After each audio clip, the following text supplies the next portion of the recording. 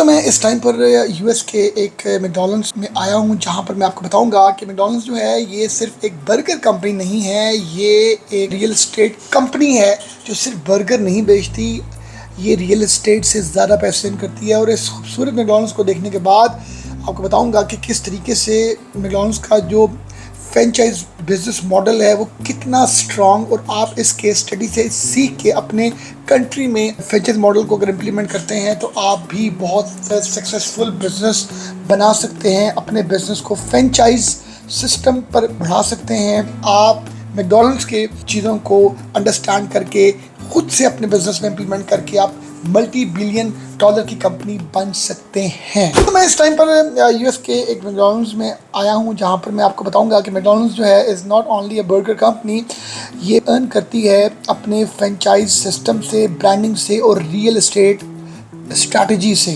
और बहुत से लोग समझते हैं कि मैकडॉनल्ड्स जो है सिर्फ बर्गर, फ्राइज, ड्रिंक्स बेचता है। नहीं, ऐसा नहीं है। ये इसकी मेन अर्निंग अपने फ्रेंचाइज सिस्टम से है, ब्रांडिंग से और प्रॉपर्टी बिजनेस से है, जो आप भी अपने कंट्री में अगर आप फास्ट फूड में आना चाहते हैं तो आप बर्गर, फ्राइज, ड्रिंक्स के अलावा भी कमा सकते हैं। कैसे? अगर आप मैकडॉनल्ड्स की फ्रेंचाइज सिस्टम को अंडरस्टैंड करके उसको इम्प्लीमेंट करते हैं।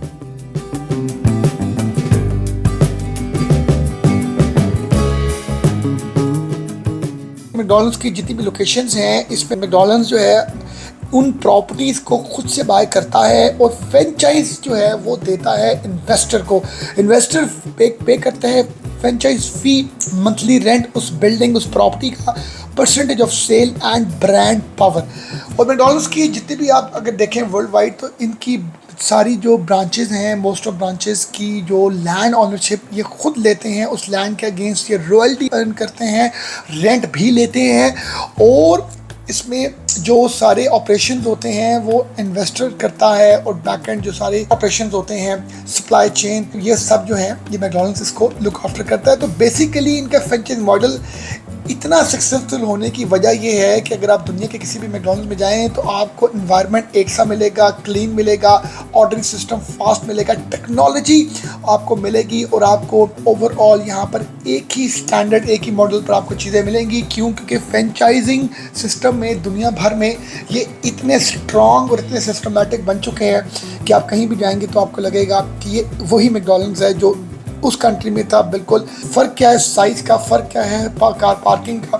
तो इस सिस्टम को, रेस्टोरेंट मॉडल को आप इन्वेस्टर्स मॉडल में कन्वर्ट करें। आप उसके जो ऑर्डर्स हैं उनको डिजिटल मशीन्स के थ्रू करें, ऐप्स के थ्रू करें, पिकअप फूड का एक अलग से काउंटर बनाएं, और आप कोशिश करें कि सिर्फ आपने बर्गर्स ही बेचने हैं, आपने कंप्लीट बिजनेस सिस्टम बेचना है, जिसमें इन्वेस्टर्स को अपने अट्रैक्ट करना है कि वो आपके फ्रेंचाइज लें। इन्वेस्टर्स को मैनेज करेंगे स्टाफ को, इन्वेस्टर्स रन करेंगे ऑपरेशंस को। जो मैकडॉनल्ड्स है जो आप भी बन सकते हैं, आप करेंगे ब्रांडिंग, आप करेंगे ट्रेनिंग, आप करेंगे मार्केटिंग, टेक्नोलॉजी और बिजनेस सिस्टम।